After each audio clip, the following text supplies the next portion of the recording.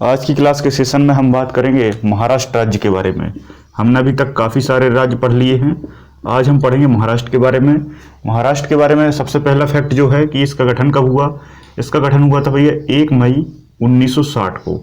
कब हुआ था? 1 मई 1960 को। एक्चुअल में हुआ क्या था, महाराष्ट्र पहले राज्य नहीं था। पहले क्या राज्य था? बम्बई। एक बम्बई प्रांत बनाया गया था। क्या बनाया गया था? बम्बई प्रांत बनाया गया था। कब बनाया गया था? 1956 में राज्य पुनर्गठन आयोग के आधार पर बम्बई प्रांत बनाया गया था। फिर 1960 में मराठी लोग और गुजराती लोगों के बीच में विवाद हुआ और दोनों क्षेत्रों को विभाजित करके एक महाराष्ट्र और एक गुजरात, दो राज्य बनाए गए। कब बनाए गए? 1960 में। महाराष्ट्र की बात करें, वर्तमान में मुख्यमंत्री जो हैं वो आपको बहुत अच्छे से पता है, उद्धव ठाकरे जी हैं, ठीक है, जो कि शिवसेना से संबंधित हैं। ठीक। गवर्नर की हम बात करें तो भगत सिंह कोश्यारी। कौन है भैया? भगत सिंह कोश्यारी यहाँ के वर्तमान राज्यपाल हैं, गवर्नर हैं।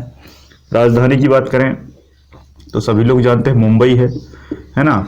लेकिन क्वेश्चन ये आता है कि मुंबई शहर जो है, मुंबई शहर की स्थापना किसने की थी? मुंबई शहर की जो स्थापना है वो गेरोल्ड आंगियार के द्वारा की गई थी। किसके द्वारा की गई थी भैया? गेरोल्ड आंगियार नाम का एक विदेशी व्यक्ति था अंग्रेजों के समय, तो उसने इसकी स्थापना की थी। एक्चुअल में हुआ क्या था कि जो बम्बई थी, ये बम्बई पुर्तगालियों का केंद्र हुआ करती थी। पुर्तगाली भारत में आए थे तो उनका केंद्र हुआ करती थी। तो एक बहुत बड़े पुर्तगाली थे, उनकी बेटी थी कैथरीन विगेंजा। तो कैथरीन विगेंजा से शादी की चार्ल्स द्वितीय ने शादी की और शादी करने के बाद मांग रखी कि हमें दहेज में मुंबई चाहिए।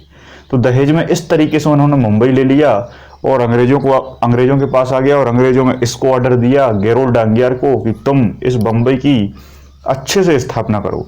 तो इसलिए इसको स्थापना का श्रेय जाता है।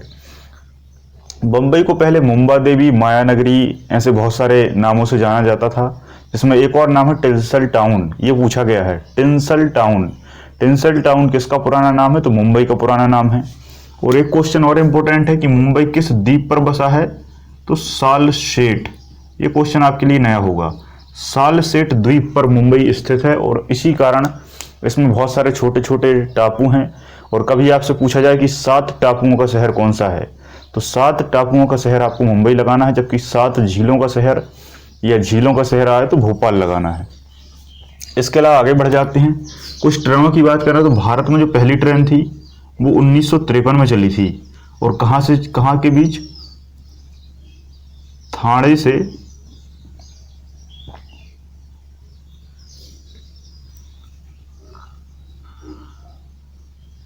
मुंबई के बीच।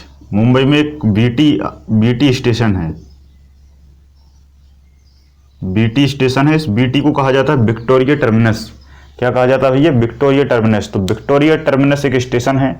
एक्चुअल में हुआ क्या था कि ये जो बीटी है, महारानी विक्टोरिया का नाम पर स्टेशन का नाम रखा गया था, तभी उन्होंने ट्रेन चलाने की परमिशन भारत में दी थी। तो विक्टोरिया टर्मिनस, विक्टोरिया के नाम का स्टेशन मुंबई से था और ठाणे के बीच में इस ट्रेन को चलाया गया था। लगभग 34 किलोमीटर के आसपास इसकी दूरी थी। ठीक है, 1953 में डलहौजी के शासनकाल में चलाई गई थी।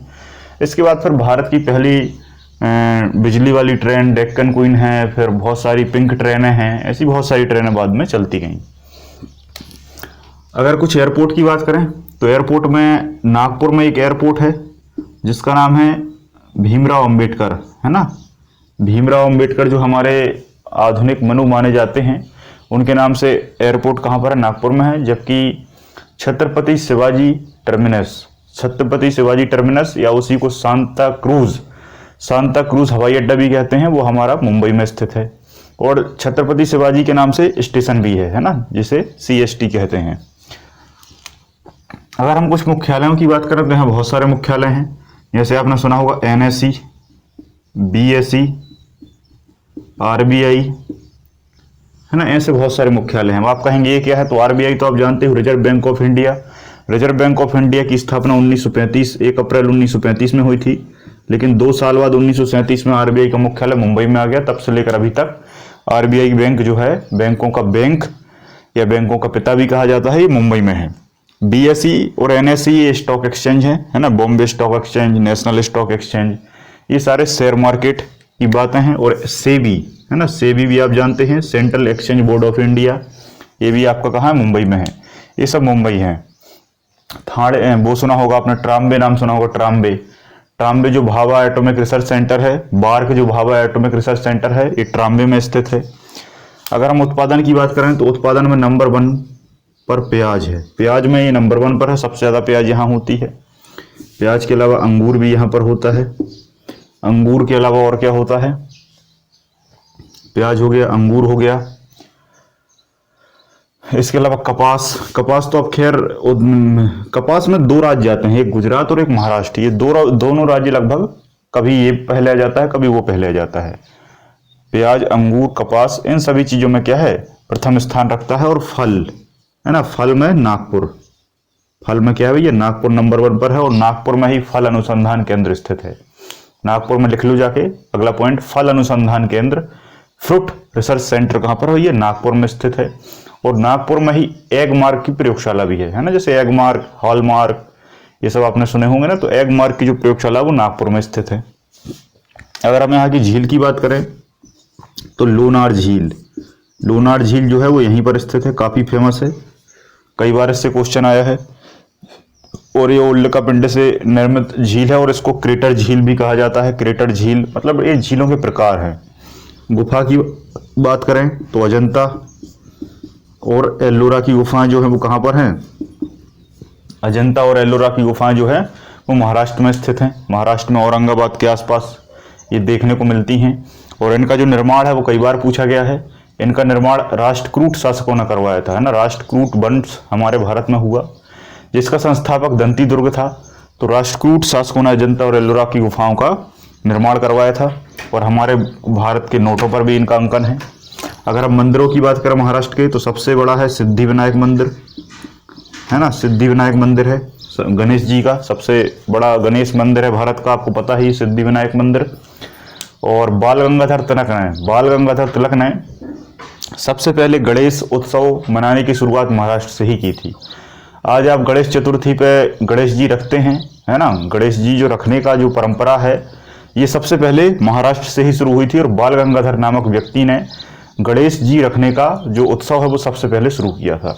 ठीक है, गणेश उत्सव और मराठा उत्सव। सिद्धि विनायक मंदिर हो गया, शनिवार बाड़ा, है ना। बाजीराव पेशवा नाम सुना होगा आपने। और शनि सिंघनापुर मंदिर भी यहीं पर है, शनि सिंघनापुर मंदिर है, शनिवार बाड़ा मंदिर है, सिद्धि विनायक मंदिर है। ठीक है, हाजी अली दरगाह है, हाजी अली की दरगाह है यहाँ पर।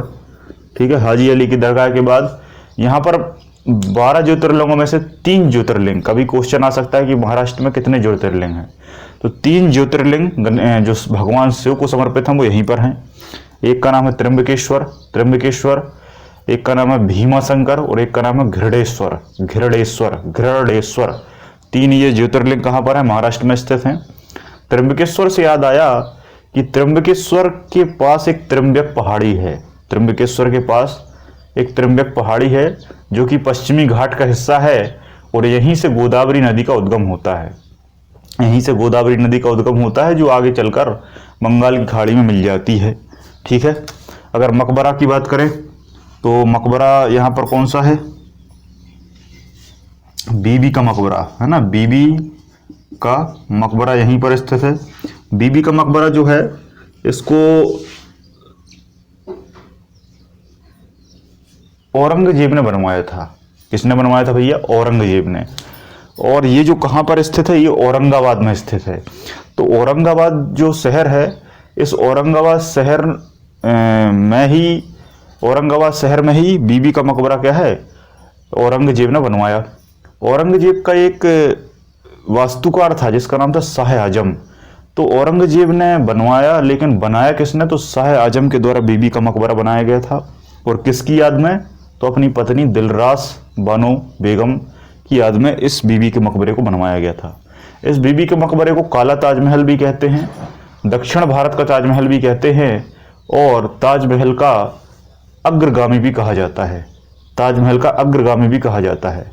आपको कमेंट सेक्शन में बताना है कि ताजमहल का पूर्वगामी किसको कहा जाता है? ताजमहल का पूर्वगामी किसको कहा जाता है? ये अग्रगामी है, बीबी का मकबरा, औरंगाबाद में स्थित है। दर्रों की बात करें तो भूर घाट दर्रा और थाल घाट दर्रा, है ना। तीन घाट दर्रे हैं हमारे भारत में जो बड़ा कन्फ्यूजन क्रिएट करते हैं। थाल घाट, पाल घाट और भूर घाट। थाल घाट, पाल घाट और भूर घाट, ये तीनों दर्रे मैं आपको एक दर्रा मैं आपको पढ़ा चुका हूँ। पाल घाट दर्रा केरल और तमिलनाडु के बीच में स्थित है। भूर घाट दर्रा जो है, भूर घाट दर्रा जो है ये आपका पुणे और मुंबई के बीच में स्थित है। और थाल घाट दर्रा जो है ये थाल घाट जो है मुंबई और नासिक के बीच में स्थित है।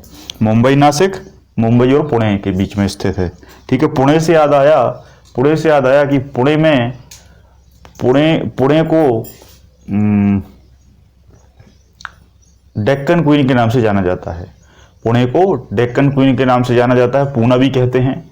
और जो हमारे यहाँ नेशनल डिफेंस एकेडमी जो स्थित है वो पूना में ही स्थित है। National defence academy Khadakwasla, Poona में एक जगह पड़ती है जिसका नाम है खड़गवासला। तो खड़गवासला में एनडीए का जो है एकेडमी वो स्थित है। अगर हम यहाँ के बंदरगाह की बात करें तो बंदरगाह में भारत का सबसे बड़ा और यहाँ का भी सबसे बड़ा हो जाएगा नहावा सेवा बंदरगाह है। कौन सा भैया? नहावा सेवा बंदरगाह जो है भारत का सबसे बड़ा बंदरगाह है और ये मुंबई में स्थित है। और इस नहावा सेवा बंदरगाह को जवाहरलाल नेहरू बंदरगाह कहा जाता है। और ये सबसे व्यस्ततम बंदरगाह है, सबसे व्यस्त बंदरगाह है और सबसे बड़ा बंदरगाह है, नहावा सेवा है। मुंबई में स्थित है, लेकिन मुंबई बंदरगाह अलग है। याद रखें, मुंबई शहर में एक बंदरगाह नहीं, बहुत सारे हैं। तो मुंबई शहर में बहुत सारे भी हैं और नहावा सेवा ही भी है, लेकिन मुंबई बंदरगाह एक अलग बंदरगाह है। इसके अलावा एक और है मझगांव शिपयार्ड। तो वो शिपयार्ड जो है वो मैं आपको बता चुका, शिपयार्ड जो है वो बंदरगाह भी होता है, लेकिन वहाँ जहाज़ों की रिपेयरिंग भी होती है। तो जहाँ जहाज़ों की रिपेयरिंग हो वो शिपयार्ड कहलाता है। ये क्वेश्चन कांस्टेबल 2017 में पूछा गया था कि मझगांव शिपयार्ड कहाँ स्थित है। और एक सेट में पूछा था कि मझगांव शिपयार्ड किस तट पर स्थित है। तो मैं आपको पहले ही बता चुका हूँ, है ना, मझगांव शिपयार्ड, है ना, इसको अच्छे से याद रख लेना, मुंबई में स्थित है और एक कोंकण तट पर स्थित है। किस तट पर है भैया? कोंकण तट जो है ये गोवा में आता है। गोवा और महाराष्ट्र के बीचों बीच स्थित है कोंकण तट। ठीक है। इसके अलावा बॉम्बे हाई भी यहीं पर स्थित है ना। ये मान के चलो आपका दक्षिण भारत है, ये महाराष्ट्र है, ये मुंबई है। तो मुंबई के पास वाले समुद्र में एक क्षेत्र स्थित है, समुद्र है यहाँ पर, समुद्र के अंदर एक बच्चे ने मुझसे क्लास में पूछा था कि सर ये पेट्रोलियम जमीन से कैसे निकलता है और इसे समुद्र से वो कैसे निकालते हैं। तो फिर मैंने उसको समझाया कि देखो, जो बॉम्बे हाई है ये बॉम्बे हाई समुद्र में स्थित है, लेकिन समुद्र में पेट्रोलियम नहीं होता, समुद्र के पानी में पेट्रोलियम नहीं होता, बल्कि समुद्र जो है उसका जो तली है, जो उसका तल है, जो उसका निचले वाला जमीन है, उस जमीन को खोदा जाता है ना। समुद्र यहाँ समझाता हूँ। देखो ये जमीन है, ये जमीन पर समुद्र भरा हुआ है। तो यहाँ पर सिप जाएगा तो यहाँ इस तली में छेद किया जाएगा और इस तली की गहराई से यहाँ से निकाला जाएगा। तो समुद्र की तली को खोदा जाता है और उसके अंदर से फिर पेट्रोलियम निकलता है ना। बॉम्बे हाई से निकाला जाता है, ये आपको पता है। और सबसे पहले डिगबोई से निकाला गया था। डिगबोई असम में पड़ता है, असम आएगा तो हम पढ़ा देंगे। उद्यानों की बात करें तो संजय गांधी राष्ट्रीय उद्यान है। याद रखना, संजय गांधी राष्ट्रीय उद्यान मध्य प्रदेश में भी है, जो कि सीधी जिले में पड़ता है। लेकिन संजय गांधी राष्ट्रीय उद्यान ये अलग है, ये महाराष्ट्र का है और ये मुंबई में स्थित है। संजय गांधी राष्ट्रीय उद्यान है, पेंच राष्ट्रीय उद्यान है। पेंच राष्ट्रीय उद्यान हमारे यहाँ भी है, छिंदवाड़ा सिवनी में। ठीक है, लेकिन इसी का थोड़ा सा हिस्सा महाराष्ट्र में भी है। याद रखना, पेंच एक ही राष्ट्रीय उद्यान है, जो कि आधा मध्य प्रदेश में है, आधा महाराष्ट्र में है। जबकि संजय गांधी के नाम से 2 राष्ट्रीय उद्यान है, एक हमारा एमपी में है और एक हम मुंबई में स्थित है। तो संजय गांधी राष्ट्रीय उद्यान, पेंच राष्ट्रीय उद्यान, नवेगांव राष्ट्रीय उद्यान, गूगाबल राष्ट्रीय उद्यान, ऐसे 3-4 राष्ट्रीय उद्यान है जो आपको याद रखना है, लेकिन ये 2 काफी इंपॉर्टेंट हैं। अगर हम परियोजनाओं की बात करें तो यहाँ पर जयकवाड़ी परियोजना है। जयकवाड़ी परियोजना सबसे इंपॉर्टेंट है, गोदावरी नदी पर स्थित है जयकवाड़ी परियोजना। कोयना परियोजना, कोयना परियोजना कोयना नदी पर स्थित है, कोयना नदी पर स्थित है। और एक और परियोजना है आपकी सिरपुर परियोजना, सिरपुर परियोजना। सिरपुर परियोजना काफी इंपॉर्टेंट है, अभी तक आपने ये पढ़ा नहीं होगा। सिरपुर परियोजना भारत की पहली सोना रिफाइनरी परियोजना है। यहाँ पर क्या है, सोने को रिफाइन किया जाता है, स्वर्ण रिफाइनरी इसको बोला जाता है। तो यहाँ पर जितना भी सोना है कर्नाटक में निकलता है कोलार से, फिर वो सिरपुर फैक्ट्री में आता है और यहाँ पर उसको रिफाइन किया जाता है। ठीक है। तारापुर परमाणु विद्युत ग्रह, तारापुर है ना, तारापुर परमाणु विद्युत ग्रह भी यहीं पर स्थित है। ठीक है। तो ऐसी काफ़ी चीज़ें हमारे महाराष्ट्र में जो हैं, जो मैंने फैक्टों के आधार पर आपको सारी लिखा दी हैं। इतना अगर आप याद कर लेते हैं लगभग आपका सब कुछ कवर हो जाएगा। इसके अलावा थोड़ा बहुत और रहा है तो वो भी आप देख लीजिएगा, या आप कमेंट सेक्शन में पूछ सकते हैं, हम उसको आपको डाउट क्लियर करके उस कमेंट को फिन कर देंगे। आप सभी लोगों का इस वीडियो को देखने के लिए बहुत बहुत धन्यवाद। अच्छा लगा हो तो लाइक, शेयर और सब्सक्राइब जरूर करें। जय हिंद, जय भारत।